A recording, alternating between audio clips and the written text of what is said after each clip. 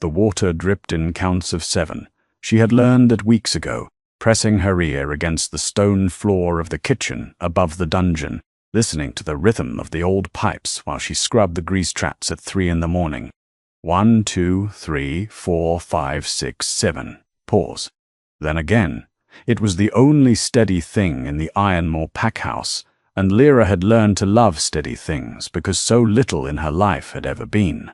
Tonight the grease traps were finished, and the cook had left her one task before she could sleep on the narrow cot behind the pantry. Bring water to the prisoner. She had never seen the prisoner. No one in Ironmore talked about him, not directly. The dungeon beneath the east wing had been sealed for 3 years, and whatever lived down there ate once a day and received water twice. The guards who managed the feedings rotated every month because none of them lasted longer than that. They came back up the stairs pale and quiet, and some of them requested transfers to Border Patrol, which was essentially a death sentence given the rogue attacks lately, but they still preferred it to whatever sat in that cell. Lyra filled the iron pitcher from the kitchen tap, the water so cold it made her knuckles ache. Her fingers were already cracked from the lye soap she used on the stone floors, the skin split along the joints like old leather left in the sun. She tucked a rag around the handle and lifted. The stairs down were narrow enough that her shoulders brushed both walls.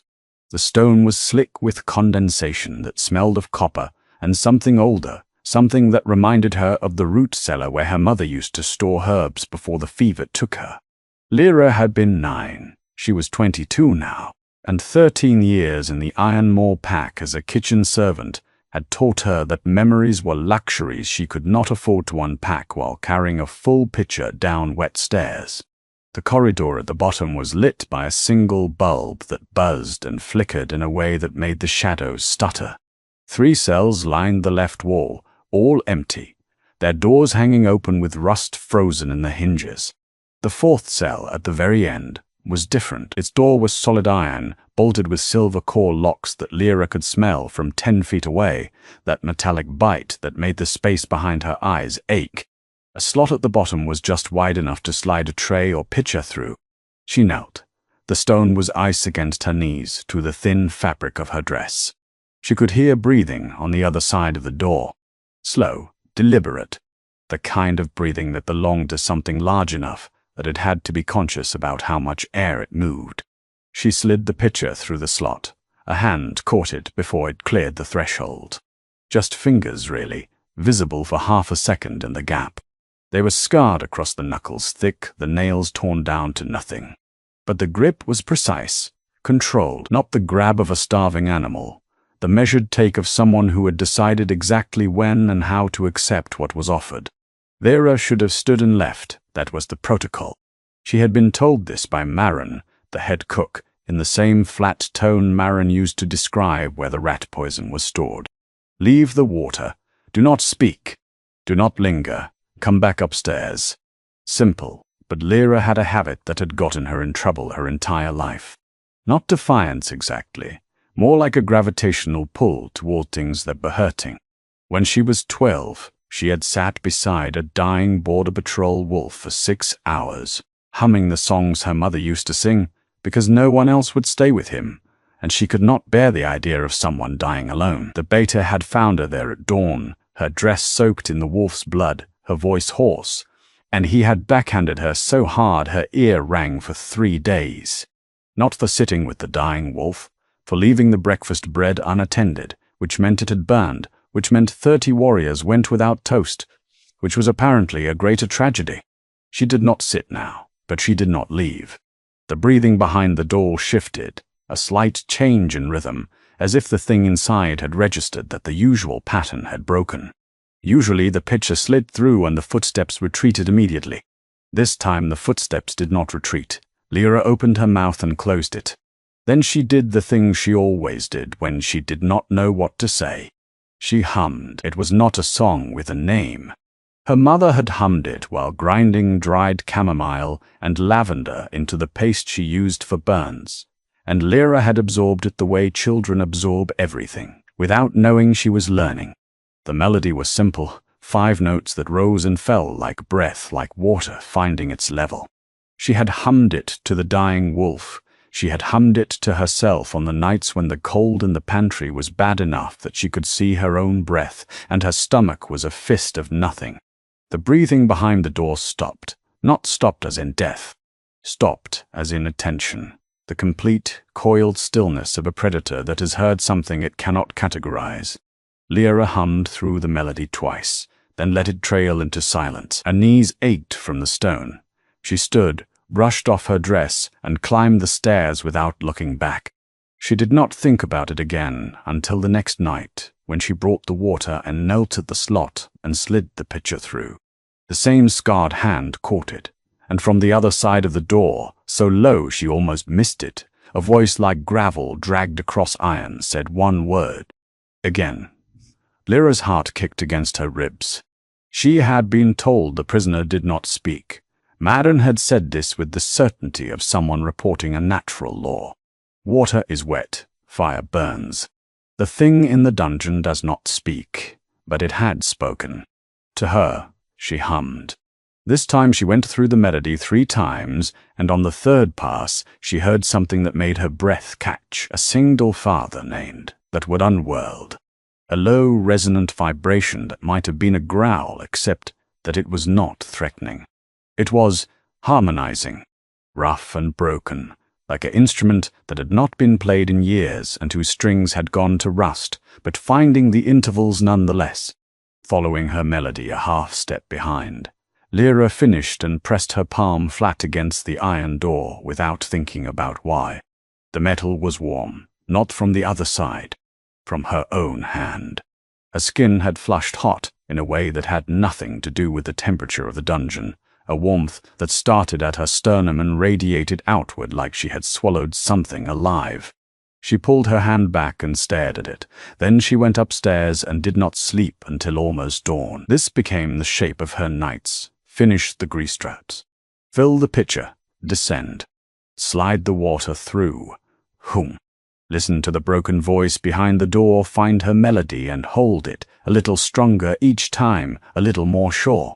Press her hand to the iron and feel the warmth bloom through her body like ink dropped in water, spreading into places she had forgotten she had. Go upstairs. Lie on her cot behind the pantry. Stare at the ceiling and wonder what was happening to her. On the 6th night, the voice behind the door spoke again. What is your name? It was not phrased as a question.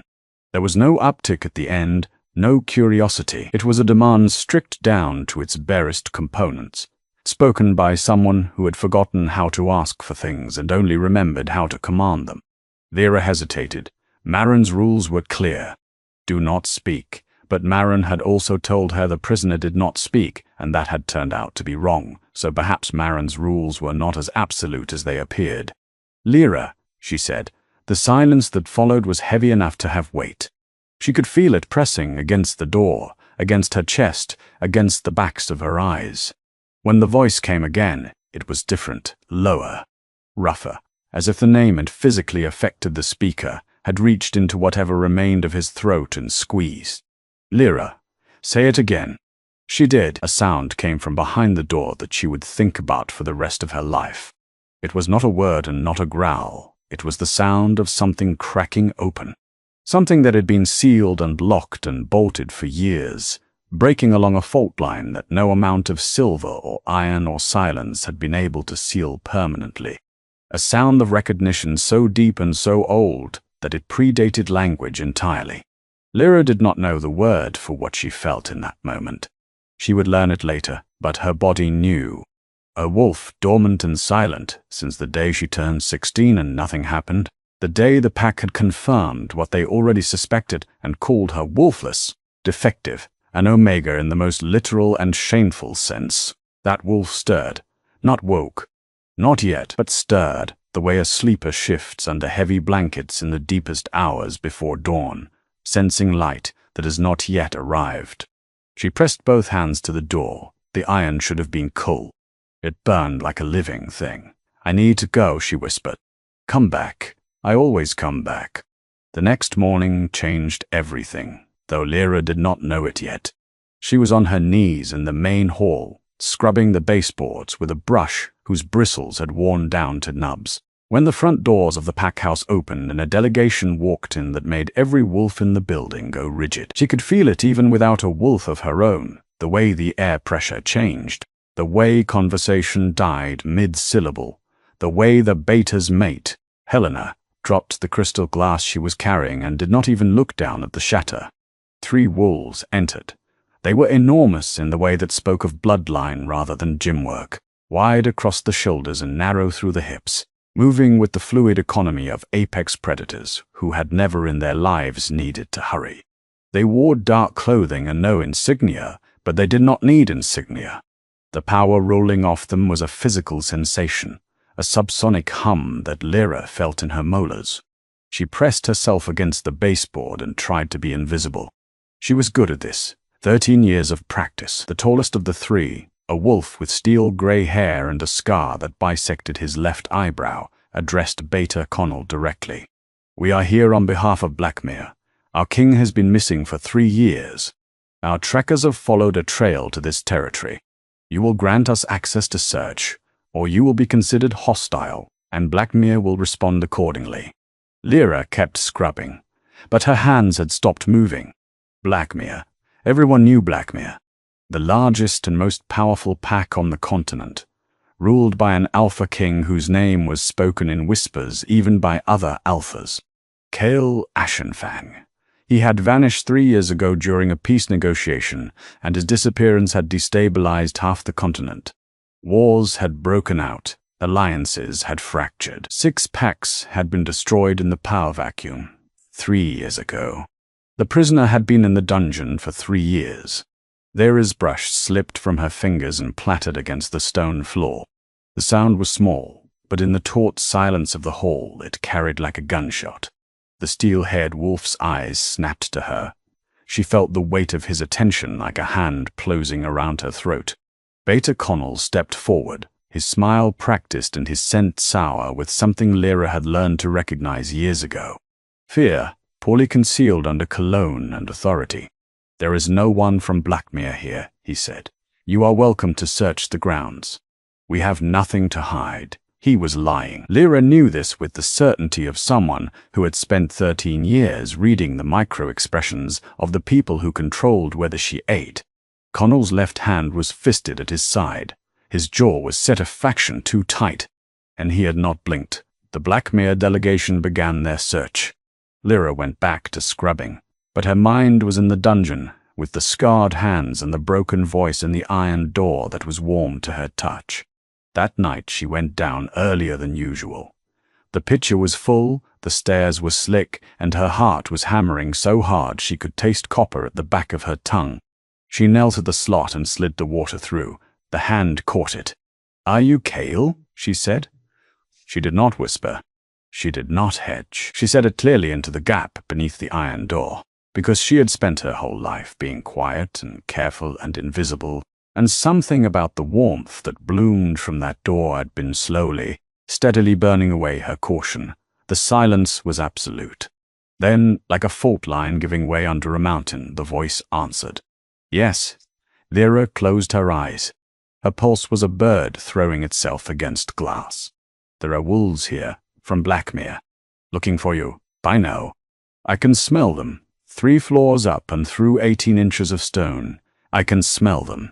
I have been able to smell every wolf who has entered this building for 3 years. But tonight I can smell something else. I can smell you, Lyra. And you smell like you are afraid." She was afraid. "But not of him. They will search everywhere," she said. "They will find you. They will not find this cell. Connell built it specifically to be undetectable. Silver core walls, scent-dampening wards, a ventilation system that routes through the sewage pipes. To anyone searching, this dungeon does not exist. Then how do I tell them where you are?" Another silence. This one was different. It was the silence of someone recalculating everything they thought they knew about the person on the other side of the door. "Why would you do that?" "Because you do not belong in a cage." She heard him move, the sound of chains. She had not known there were chains. Something heavy dragged across stone, and then she could feel warmth radiating from the slot. Close, as if he had lowered himself to the floor and pressed his face near the gap where the pitcher had passed through. Do you know what I am, Lyra? You are the Alpha King of Blackmere. I am that, but I am asking if you know what I am to you. The warmth hit her then, not from the door. From inside, it started behind her navel and rolled outward like a wave, flooding her chest, her throat, the backs of her eyes. Her skin prickled, her vision sharpened.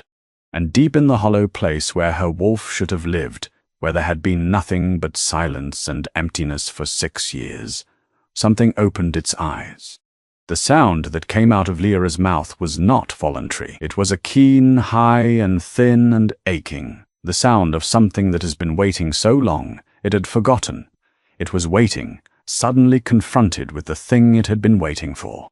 "Mate," she breathed. From behind the door, a sound that was half growl and half prayer. Yes, she was shaking. She pressed her forehead to the iron and felt tears track hot down her cheeks, cutting through the grime and the lye residue and the years of being nothing to no one. "You cannot be. I am wolfless. I am nothing. The pack ceremony confirmed it when I turned 16. There is no wolf in me, there never was. I cannot be mate to an Alpha King. It is not possible. I am—" "You are not wolfless." The Thingolside, the door, said it with absolute certainty, the way he might have said the sun rises or blood is red. "You are not wolfless, Lyra. Your wolf was bound. Suppressed, I do not know by whom or why, but I can feel her from here. She is awake right now, for the first time, and she is looking at me through your eyes, even through 18 inches of iron, and she is the most beautiful thing I have sensed in 3 years of darkness." Lyra could not breathe. The warmth was everywhere now, under her skin, between her bones, in the spaces between her cells. Something was expanding inside her, pressing against the walls of whatever container had held it for 6 years, and the pressure was enormous and terrifying and the most natural thing she had ever felt. "You need to go now," Cale said. His voice had changed. It was strained, the gravel pushed through something desperate. "You need to go upstairs, and you need to find the 3 Blackmere wolves, and you need to tell them to look beneath the East Wing kitchen. Tell them the cell is behind the 3rd furnace vent. The access panel is disguised as a coal chute. They will need to break through 2 silver core barriers. Tell them to bring bolt cutters, rated for Alpha Gouge chain." She did not want to leave. Every cell in her body was screaming at her to stay, to press herself against this door, to claw through the iron with her bare hands if that was what it took. The bond was a fishhook in her sternum, pulling her toward him with a force she had no framework to understand. "If they find out I told them," she said, "Connell will. Connell will do nothing." Cale's voice dropped to a register that vibrated through the iron and into her bones. "Tell the Blackmere wolves that their king says Connell is to be kept alive. I want to deal with him myself." Lyra went upstairs.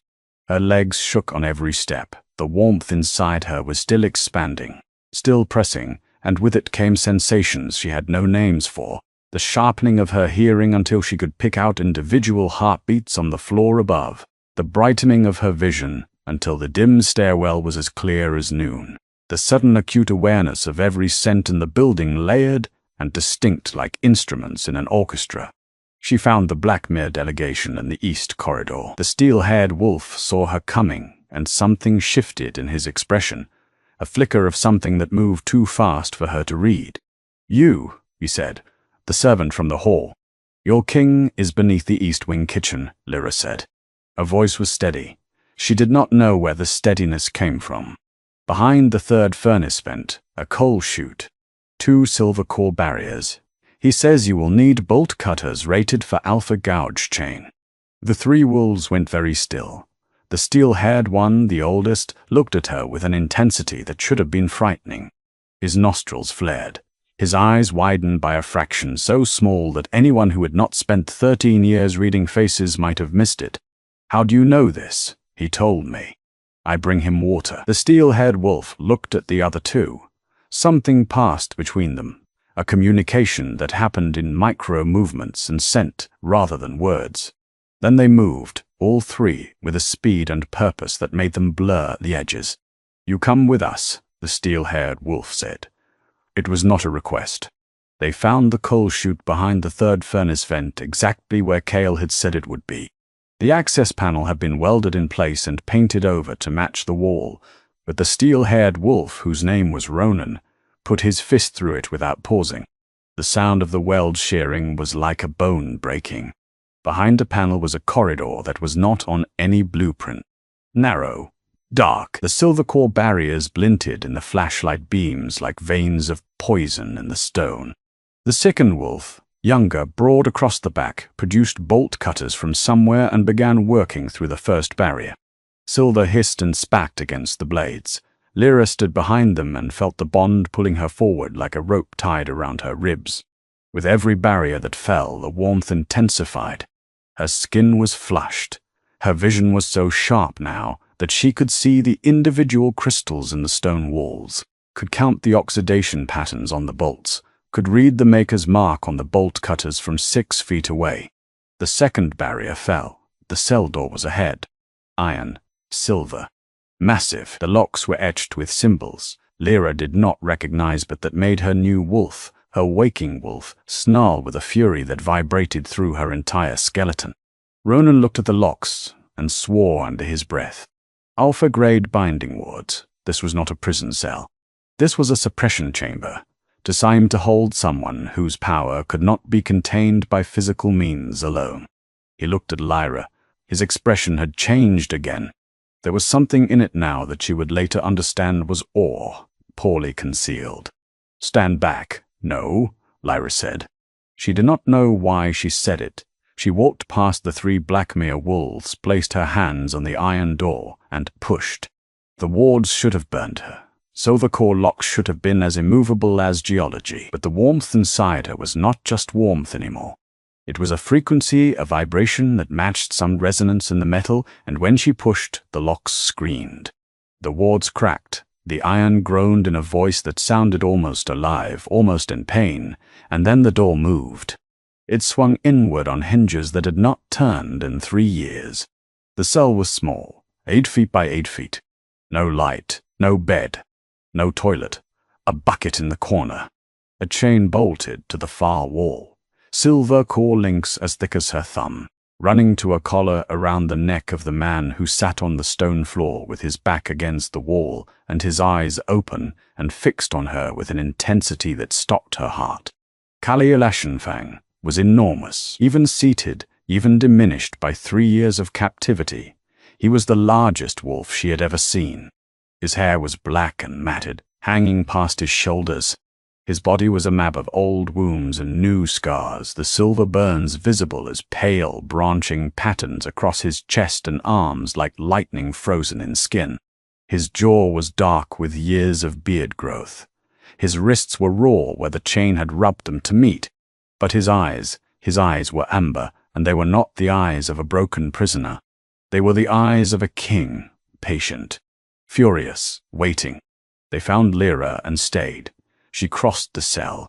Her bare feet, because she had lost her shoes somewhere on the stairs, registered every texture of the cold stone. She knelt in front of him. She could feel his breath on her face. He smelled of blood and iron and captivity, but underneath all of that, so deep she had to close her eyes to find it, cedar and wood smoke and something like rain on warm stone. "Lyra," he said, "I am here." His chained hands rose. The silver links clinked and hissed where they touched his burned skin. He cupped her face with palms so rough they felt like bark, and his thumbs traced the tear tracks on her cheeks. And the sound he made was the one she had heard through the door, the cracking open sound, the sound of recognition. "I heard you," he said, "every night. Your song. It was the only thing that kept him." He stopped. His throat worked. His wolf. He was the only thing that kept my wolf from consuming me. The sound of you. The smell of you through the iron. "Mate." Ronan stepped into the cell with the bolt cutters. His hands were not entirely steady, and Lyra would remember this later, that even the hardened commander of Blackmere's elite guard had trembled when he saw what they had done to his king.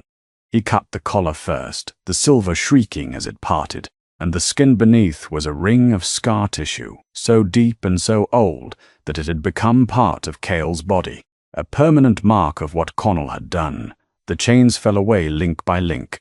Kale did not move. He kept his hands on Lyra's face and his eyes on hers, and as the last chain dropped, she felt the suppression chamber's wards shatter completely, not from the bolt cutters, but from him, from the power that uncoiled from his body like a living thing, vast and dark and ancient, filling the cell, filling the corridor, filling the building above them. She heard glass breaking upstairs. She heard wolves stumbling, falling, submitting involuntarily to an authority so absolute that their bodies responded before their minds could process it. Ronan went to one knee. The other two black mere wolves followed. Kale stood. The movement was slow, deliberate, the unfurling of something that had been compressed far past its breaking point. He was taller than she had imagined. He towered over her, and his power rolled across her skin like heat from an open furnace, but it did not burn. It warmed. It felt like the warmth that had been blooming inside her for weeks. Recognized at last, met at last. He looked down at her. "You are shaking," he said. "I am not afraid. I know. You were never afraid. But of me." He turned to Ronan. His voice changed. The tenderness drained out of it like water through a crack, replaced by something that was not cold, but rather so focused that it burned. The voice of a king returning to his throne. "Where is Connell?" Ronan's jaw tightened. "We have him in the main hall." He attempted to flee when the wards broke. He did not get far. Kale looked at Lyra one more time. His hand found hers. His fingers, scarred and broken-nailed and enormous, laced through hers with a gentleness that seemed physically impossible given the power radiating from the rest of him. "Stay close to me," he said. The main hall of the Ironmoor packhouse was unrecognizable. Every wolf in the building was on their knees, not by choice. The authority that poured from Kale as he walked up from the dungeon was not a request. It was a law of nature, like gravity, and it pressed every wolf to the ground as he passed. Glass had shattered, furniture had overturned.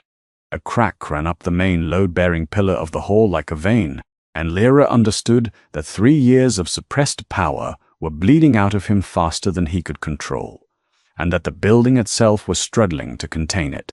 Beta Connell was on his knees in the center of the hall. His face was white. His hands were behind his back, held there by one of Ronan's wolves. He was sweating through his shirt, and the fear scent coming off him was so thick that Lyra could taste it, sharp and chemical, like battery acid.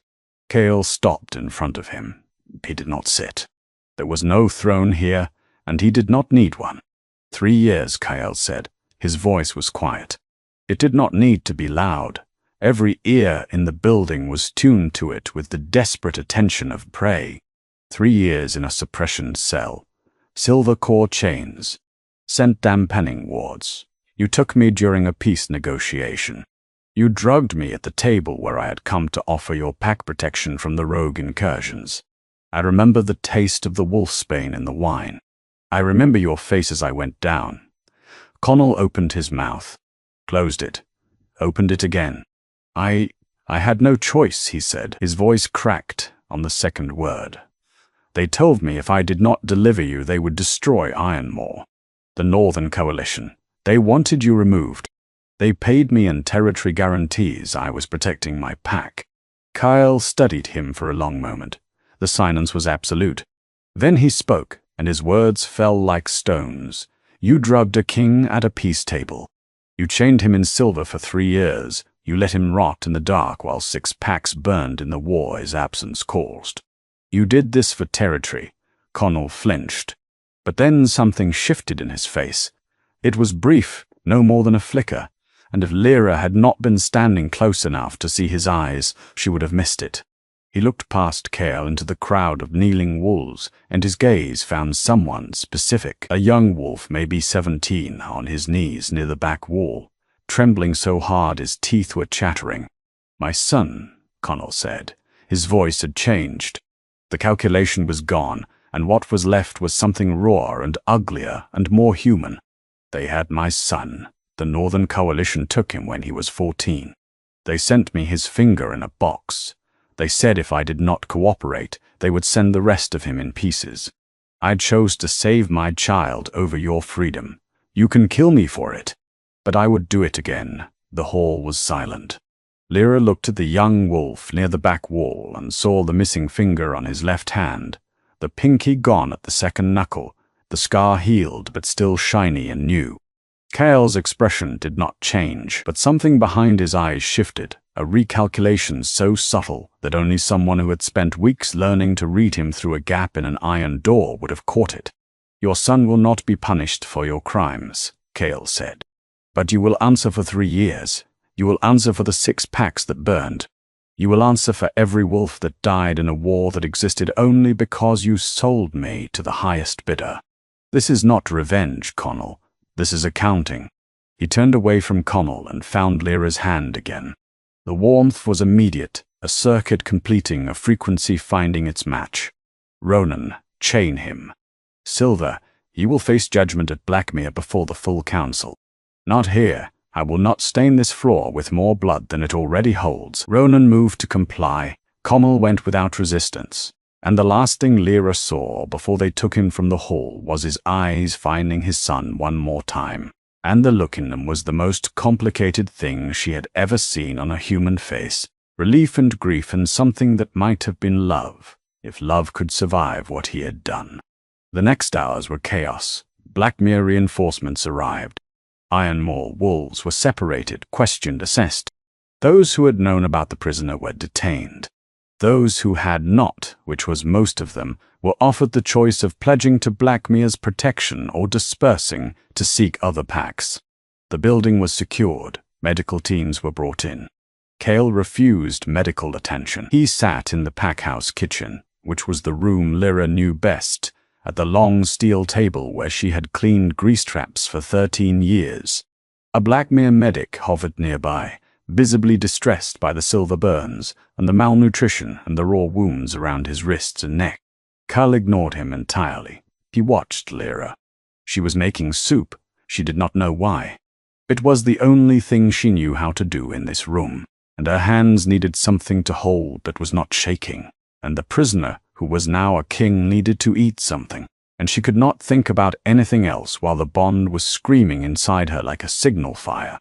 She chopped potatoes, she diced onions, she minced garlic with a knife that was too large for her hand, but that she wielded with the competence of someone who had been feeding wolves since she was 9. The rhythm steadied her. Chop, scrape, toss. Chop, scrape, toss. "You do not have to do that," Cale said from behind her. "I know. There are people here who can." "I know. Then why?" "Because you have not eaten real food in 3 years, and the first meal after 3 years should be made by someone who is paying attention." He was quiet after that. She could feel his eyes on her back like sunlight through a window, warm and specific. She brought him the soup. Simple. Potatoes, onions, garlic, chicken stock. Thyme from the garden she maintained behind the kitchen because Marin had told her to, and she had found she liked the way growing things smelled in the morning. She set the bowl in front of him and sat across the table and watched him lift the spoon with hands that were not entirely steady. He ate, slowly, carefully, the way someone eats who has been fed prison rations for 3 years and whose body has forgotten what real flavor is. Halfway through the bowl, he stopped, set the spoon down, looked at her. "You're Wolf," he said. "Tell me what happened." Lyra folded her hands on the table. The skin was cracked and red. The nails were short and uneven. She looked at her hands instead of his eyes because his eyes were too much, too gold, too present, too alive. "When I was 16, I was supposed to shift for the first time. All wolves do at 16. The pack gathered for the ceremony. I stood in the circle and nothing happened. I waited. They waited. Nothing. The pack elder tested me and said there was no wolf present. I was classified as wolfless, an omega in the biological sense. Defective." She paused. The word still tasted like something rotten. "After that, I was moved from the general quarters to the kitchen. Servant status. No rank, no voice in pack meetings, no right to refuse assignments. I worked. I survived." I stopped thinking about it. Cale's hand crossed the table and covered both of hers. The warmth was immediate and devastating. "You were bound," he said. "Someone suppressed your wolf before your first shift. Deliberately. The binding I can feel on you is old, at least a decade. It was done when you were a child. Who would do that? Someone who knew what you were, someone who was afraid of what you would become. And what am I? He lifted her hands to his face, pressed his lips to her knuckles, to the cracked skin, and the lie burns and the scars from 13 years of kitchen work. When he pulled back, his eyes were molten. You shattered alpha-grade suppression wards with your bare hands, Lyra. You pushed open an iron door that 3 Blackmere warriors could not have moved. You did this without a shifted wolf, without training, without knowing what you were doing. I have been the most powerful alpha on this continent for 15 years, and the power I felt from you in that moment rivaled anything I have ever produced. That is not possible. And yet, the Blackmere medic, who had been hovering with increasing agitation, finally spoke up. My king, the silver toxicity in your blood requires immediate. Kale's gaze did not leave Lyra. Tomorrow. My king. Tomorrow, Edric. The medic retreated. Kyle stood. He was unsteady, and that unsteadiness was more alarming than anything Lyra had seen, because a wolf who could level a building with his authority should not sway when he rose from a chair. The 3 years had cost him more than he was showing. She could see it now in the hollows beneath his cheekbones, the way his wrists were thinner than they should have been for a man, his size, the slight tremor in his left hand that he kept fisted to hide. She stood and moved to his side without deciding to. The bond pulled her there. She slid under his arm, a shoulder against his ribs, and took his weight so naturally that it felt like something she had always done, like the humming, like the soup, like the steady rhythm of the water dripping in counts of 7. He leaned on her, this king, this alpha, this wolf who could flatten a room with his presence. He leaned on a kitchen servant with cracked hands and no shoes, and the sound he made against her hair was not a word, but a frequency, a vibration, the same broken harmonizing he had offered through the iron door. Only now it was close, now it was real. Now it was pressed against her scalp and her temple and the shell of her ear. They went to the room that had been prepared for him. Lyra had never been above the 2nd floor of the packhouse. The guest quarters were another world, carpeted and warm, with real beds and windows that overlooked the tree line. Someone had lit a fire. The sheets were clean. Carl sat on the edge of the bed and pulled her down beside him. Not onto the bed, just beside him. His arm around her shoulders, his chin on top of her head. They sat like that in the firelight, and the warmth between them was no longer just the bond. It was the simple animal comfort of bodies that had been alone for too long, finding each other at last. I will not claim you tonight, he said. His voice rumbled through her where they touched. You do not know me. You know the sound of my voice through an iron door and the feel of my hands through a feeding slot. That is not enough. Lyra turned her face into his chest. He smelled of soap now. Someone had given him clean clothes, and he had washed, but underneath the soap and the clean cotton was the scent she had found in the dungeon. Cedar and wood smoke and rain on warm stone, and it was the smell of home. A home she had never had but recognized instantly. You harmonized with me, she said, through the door, that first time. I was humming, and you found the intervals. You followed my melody. His arm tightened around her. My wolf was dying, he said. The silver was killing him, not my body.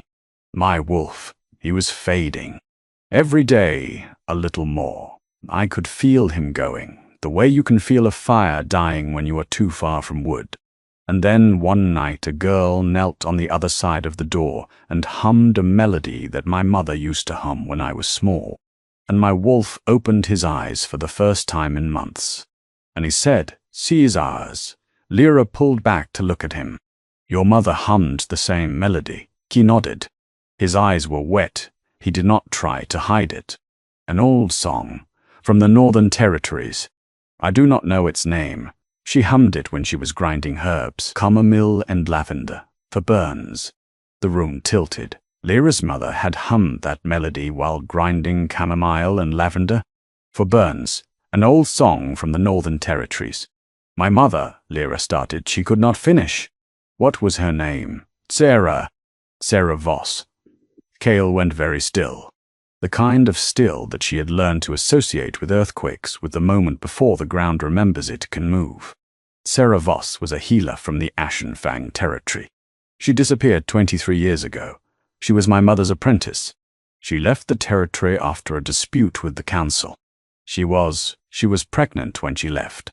Lyra stood. The warmth inside her was a roar now, pressing against the walls of her body, against the binding that had held her wolf dormant for 6 years, against every lie she had been told about herself. That means I am. You are from my territory. You are Ashenfang by blood, through your mother's bond to the pack, and the binding on your was likely placed by whoever wanted to hide that connection. Because an Ashenfang wolf in Ironmoor territory, with Ashenfang power running in her blood, would have been a threat to Connell from the day she was born. The binding cracked. Lyra felt it go. Not like a wall falling, like ice breaking on a river in spring, a sound that was both destruction and release. It started at the base of her spine and ran upward like lightning in reverse, and with it came pain so sharp and so total that she would have screamed if the sound had not been devoured by something larger. Her wolf rose. It was not the gentle awakening she had imagined on her 16th birthday, standing in the circle with the pack watching, hoping for a small wolf, a manageable wolf, anything. This was an eruption. Her wolf came up through 6 years of artificial silence, like a creature breaking the surface of deep water, and she was immense. Not alpha-sized, larger. A wolf that should not have been possible in a body that had spent 13 years scrubbing grease traps and sleeping behind a pantry. She did not shift, not fully, but the room filled with a power that made the fire in the hearth flatten, that cracked the window glass, that sent Chaol's scent flooding through her newly awakened senses in a tsunami of information. She could feel him, not just his presence, his heartbeat, his temperature, the silver toxicity in his blood, catalogued and assessed by an instinct she had never been taught. Healer instinct, the same instinct that had made her sit with a dying wolf for 6 hours when she was 12. He caught her when she staggered.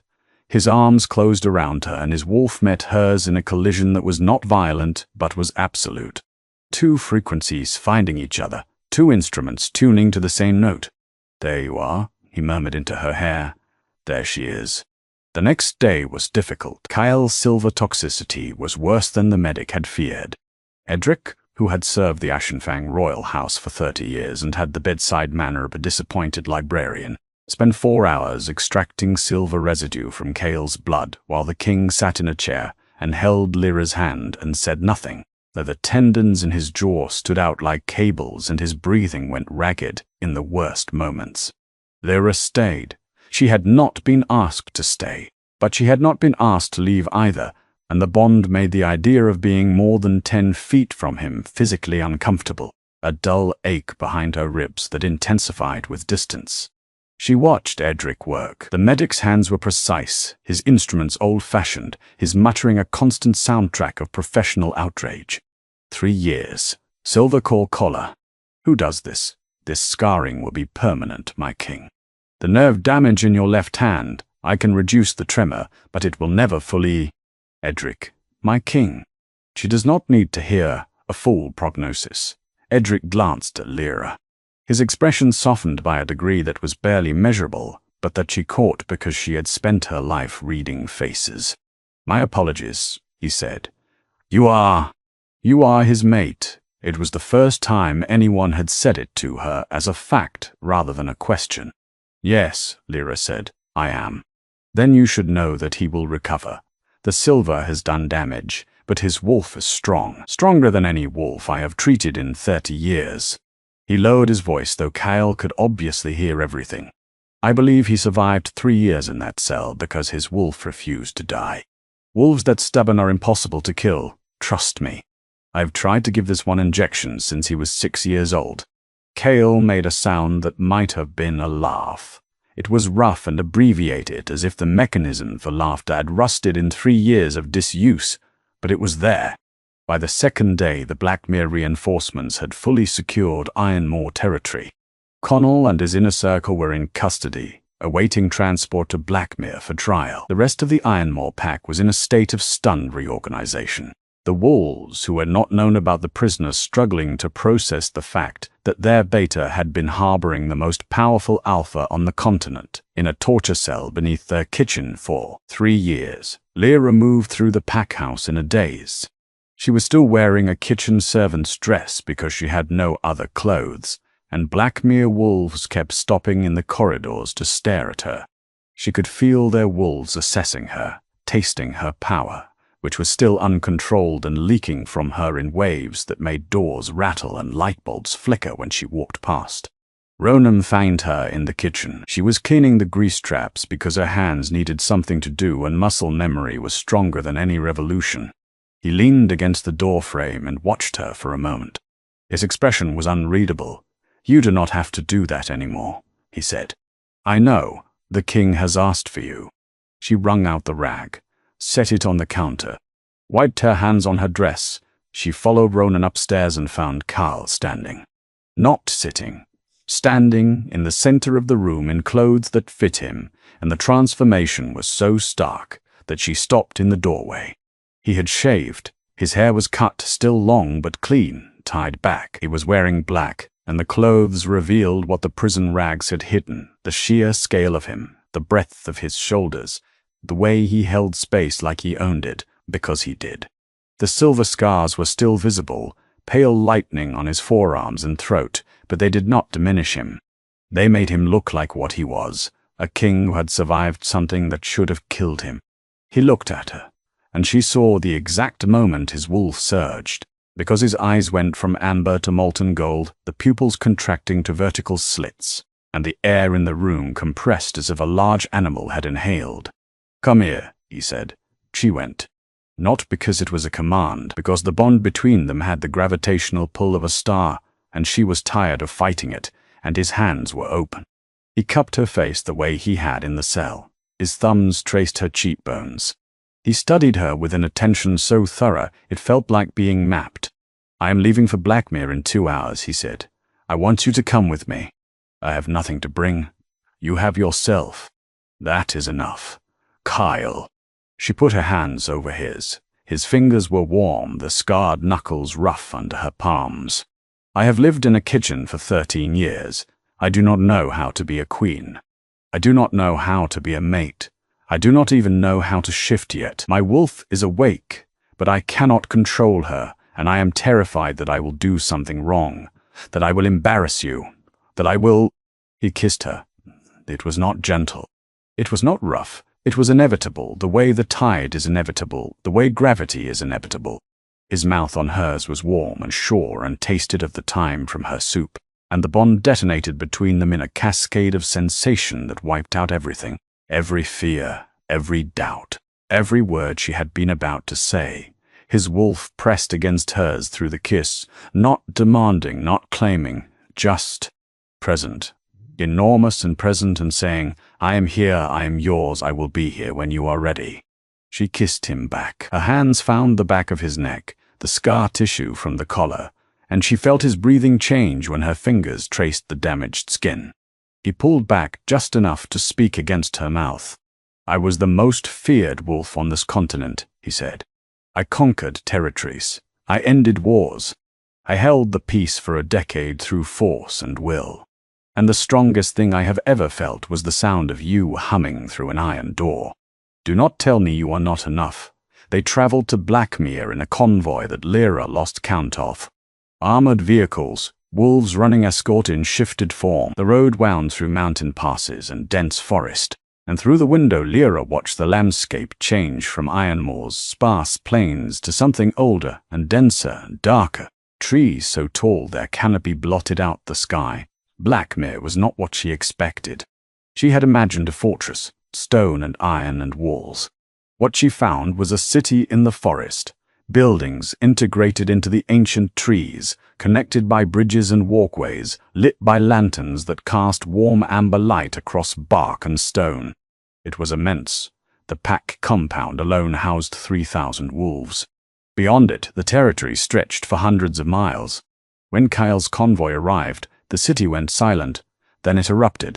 Wolves poured from every building, every walkway, every shadow beneath the trees. They came in human form and wolf form, hundreds and then thousands, and the sound they made was not a cheer. It was a howl. A unified, rising, continent-shaking howl of recognition that rattled the lanterns and set the trees trembling and hit Lyra in the chest like a physical blow. Their king was home. Kyle stood in the back of the open vehicle and let them see him. His power unfurled fully for the first time since the dungeon, no longer leaking but released, a deliberate display that rippled across the crowd and sent every wolf to their knees in succession. A wave of submission that started at the front and rolled backward through the city like a shockwave. And then he reached down and pulled Lyra up beside him. The howl changed. It did not stop. It deepened, took on a new harmonic, a note of surprise and curiosity and something else. Something that she felt in her newly awakened wolf like an answering call. They could feel her, 3,000 wolves sensing her power, her bond to their king, her ashen fang blood calling to theirs across the space between them. "My mate," Cal said. He did not shout. He did not need to. His voice carried the way thunder carries. "Lyra of the Ashen Fang line, your queen." The howl became a roar. Lyra's hands shook. Her eyes burned. Her wolf pressed against her skin from the inside, wanting out, wanting to answer, wanting to claim this moment and this place and this impossible life that had begun with a pitcher of water and a melody hummed through an iron door. The claiming ceremony was held that night, not the formal marking. Cale had made it clear that would wait until she was ready, until she understood fully what it meant, until the choice was hers without reservation. But the pack claiming, the recognition, the official declaration before the Blackmere Council. The council chamber was carved from the heartwood of a tree so old that its rings predated written history. The council members, 12 wolves of varying ages and expressions, sat in a semicircle. Lyra stood before them in clothes that were not hers, a dress that someone had found for her, dark blue, the first thing she had ever worn that had not been a servant's uniform. Her hair was clean. Her hands were still cracked and red. Cale stood beside her. His hand was on the small of her back, warm and steady. The eldest council member, a woman whose white hair was braided with silver thread and whose eyes held the flat patience of old authority, looked at Lyra for a long time. "You are Sarah Voss's daughter," she said. "Yes."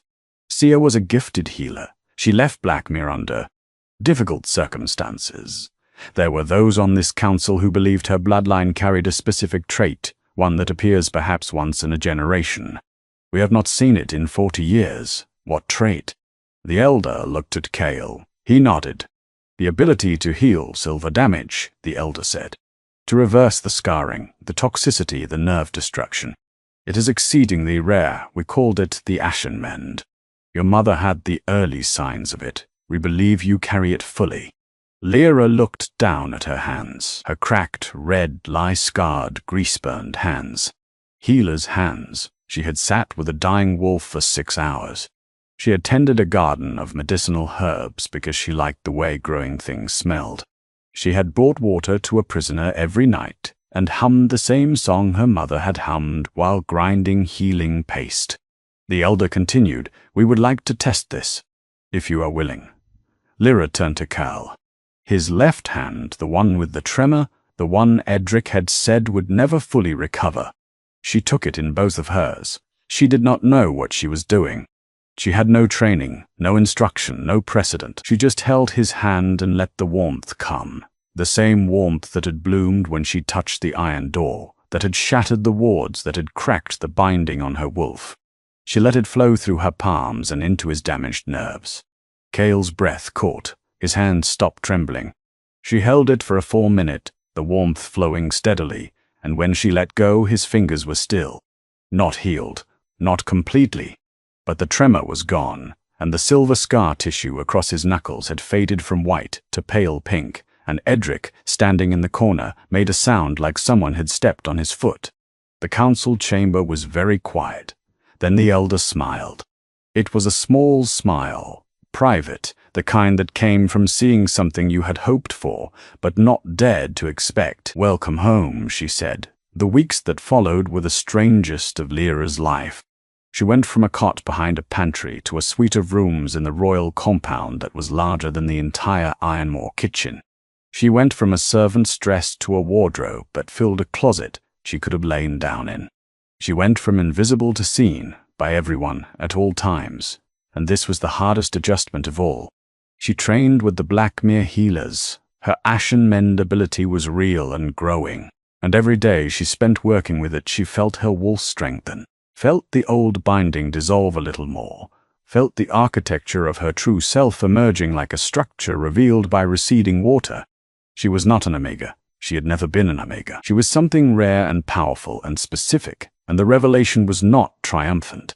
It was disorienting, like being told your name was wrong, that the face in the mirror was someone else's, that the life you had lived for 13 years had been built on a lie. Chaol was patient. He gave her space. He did not push the mating bond, did not demand the marking ceremony, did not touch her without permission. He was, in private, nothing like the cold and ruthless king the continent feared. He was quiet. He listened. He asked questions about her life in Ironmore with an attention that made her feel as if every moment she described, every grease trap, every burned loaf, every night sleeping cold behind the pantry, mattered to him with a weight that belied their smallness.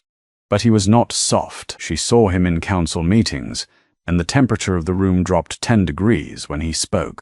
She saw him receive reports of the Northern Coalition that had paid Connell to imprison him, and his face became something geological, something that had no relationship to the man who asked her each morning how she had slept and whether the new pillows were comfortable. It was two things at once, and the seam between them was not a contradiction, but a truth. That you could be vast and dangerous and still hold someone's cracked hand with the tenderness of someone handling something made of glass. The Northern Coalition made their move 6 weeks after Chaol's return. They attacked at dawn, not Blackmere directly, they were not that foolish, but the border territories, 3 villages hit simultaneously by coordinated forces. The reports came in while Lyra was in the healing wing, working with a silver-burned patrol wolf, whose arm she was slowly drawing the toxicity from. Ronan burst through the doors with a face like a closed fist. "They've hit the border. 3 points. Coordinated. They're burning the villages." Chaol was gone within the hour, taking half the Blackmere fighting force with him. He left Ronan to guard the compound and Lyra with him. The goodbye was brief. He held her face. His eyes were gold. "I will come back," he said. "I know. If anything happens while I am gone." "Nothing will happen. If anything happens, go to the council chamber. The wards there are the strongest in the territory. Ronan will protect you." He kissed her forehead. Then he was gone, and the compound felt like a body with its heart removed. Something happened on the 3rd day. Lyra was asleep when the wards shattered. The sound was catastrophic. A detonation of energy that blew out every window in the compound and sent cracks racing up the walls like dark lightning. She was on her feet before she was fully awake, her wolf surging to the surface, her senses flooding with input. Smoke, blood, wolfsbane, sharp and acrid, the smell of it making her wolf recoil. And something else, a scent she recognized with a spike of cold terror. Connell, he had escaped. Or been released. Later she would learn that the Northern Coalition had staged the border attacks as a diversion, drawing Chaol and his forces away from the compound to create exactly this opportunity. Connell and a strike team of Coalition wolves had breached the eastern perimeter using wolfsbane charges to neutralize the sentries. They were inside the compound. Ronan found her in the corridor. His face was bleeding from a cut above his eye, and he was carrying a sword. An actual sword which told her everything about how serious this was. Council chamber. Now. But now, Lyra. They ran. The compound was chaos. Blackmere wolves fought in the corridors, shifted and unshifted, and the wolfsbane smoke made everything hazy and burning. Lyra's wolf was fighting against the chemical, clawing through the suppression with a fury that was familiar, that reminded her of breaking through the binding. And she realized with a clarity that felt like cold water that her wolf did not know how to lose. had never known how to lose, had been caged and bound and silenced for 6 years and had come out roaring. They did not make it to the council chamber. Connell intercepted them in the main corridor. He was not alone. 4 coalition wolves flanked him, massive, scarred, professional. Connell himself looked different. The fear she had seen in the Ironmore Hall was gone. In its place was something flat and desperate, the expression of a man who had passed through the worst thing he could imagine and come out on the other side with nothing left to lose. He looked at Lyra and said, "It should have been enough to cage the king. But now there is you. They tell me you carry the Ashen Mend. They tell me you can heal silver damage. Do you understand what that means to wolves who depend on silver as a weapon? You make silver obsolete. You make us obsolete." Ronan stepped in front of Lyra. His sword came up. "You will not touch her." Connell was not looking at Ronan. He was looking at Lyra, and in his eyes she saw not cruelty, but something worse. Conviction, the absolute certainty of a man who believed he was saving the world by destroying something in it. The fight was fast and ugly. Ronan was a warrior of extraordinary skill, but the wolfsbane had weakened him, and 4 against 1 was 4 against 1 regardless of skill. He took down 2 of them before the third caught him across the ribs with a silver blade, and he went to his knees with a sound that Lyra felt in her own body, because he was Pack now. He was hers, and his pain registered in her wolf like a fault line cracking. Connell moved toward her. Lyra did not think. She did not plan. She did not summon her power or call upon her wolf or perform any of the focused, deliberate actions her healers had been teaching her. She shifted. It was the first time. It should have been clumsy, painful, slow. First shifts always were. The body reshaping itself, bones cracking and reforming, muscles tearing and reknitting. It should have taken minutes. It took seconds. Her wolf emerged in an explosion of force that blew Connell backward into the wall, that cracked the stone behind him, that sent the remaining coalition wolves scrambling in sudden, primal terror. She was not the small wolf of an Omega, the manageable wolf she had once hoped for. She was enormous, white-furred, green-eyed, her paws the size of dinner plates and her teeth like ivory daggers. She was an Ashenfang wolf, and the Ashenfang line had produced the largest wolves on the continent for 800 years, and she was the largest of them all. Connell looked up at her from where he had fallen against the cracked wall. His nose was bleeding, his eyes were wide. "Oh," he said quietly, "that is why they bound you." Lyra did not kill him. She wanted to. Her wolf wanted to with a hunger that was red and righteous and almost overwhelming. But somewhere beneath the wolf, the girl who had sat with a dying wolf for 6 hours because no one should die alone remembered that Cale had said he would deal with Connell himself. And even in the fury of her first shift, she honored that.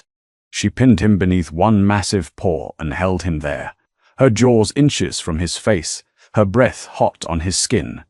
And she did not move until Blackmere reinforcements arrived 20 minutes later. Ronan survived. The silver blade had cracked 2 ribs but missed his lungs. Lyra healed him herself, sitting beside his bed for 4 hours, drawing the silver toxicity from his body with a focus that left her shaking and soaked in sweat. When she finished, the scar on his ribs was pink and closed, and he looked at her with an expression she had never seen on a warrior's face. "Thank you," he said. Then, quieter, "My queen." Kyle returned the next morning. The border attacks had been neutralized. The Northern Coalition forces had been routed. He walked into the compound with the dawn light behind him, and the smell of battle still on his skin, and Ronan met him at the gate and told him everything. Lyra was in the healing wing, sleeping in the chair beside Ronan's bed, when Cale found her. She woke to the feel of his hand on her face, his thumb tracing the dark circles under her eyes. "You shifted," he said. "Yes. Ronan tells me you were the largest wolf he has ever seen, and Ronan has been alive for 57 years. Is that a problem?"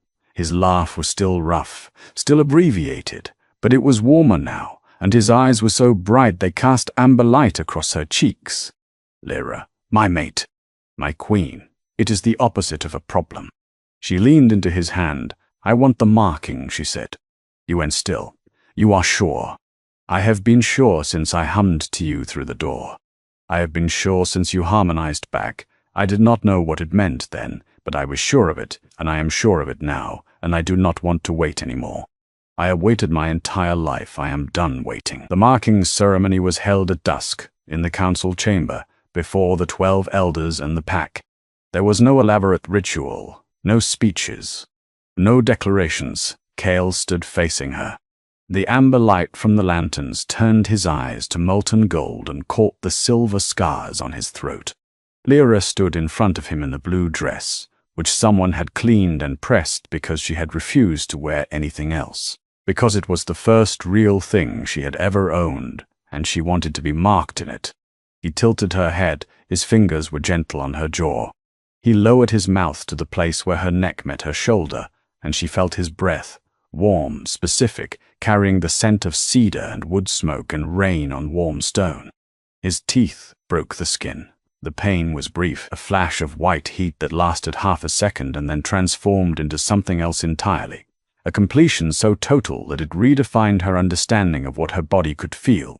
The bond, which had been a warmth, a pull, a frequency, became a bridge. She could feel him, not just his presence. His thoughts, his wolf. His heartbeat synchronized to hers, two rhythms becoming one. She could feel the damage the silver had done, and the places where her healing was slowly undoing it.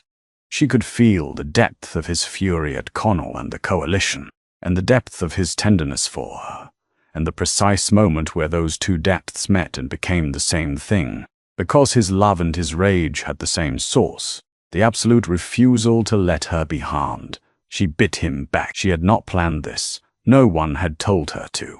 But her wolf demanded it with a certainty that was older than tradition, and her teeth found the same place on his neck, and the taste of his blood was metallic and warm, and it sealed something between them that no power on the continent could break.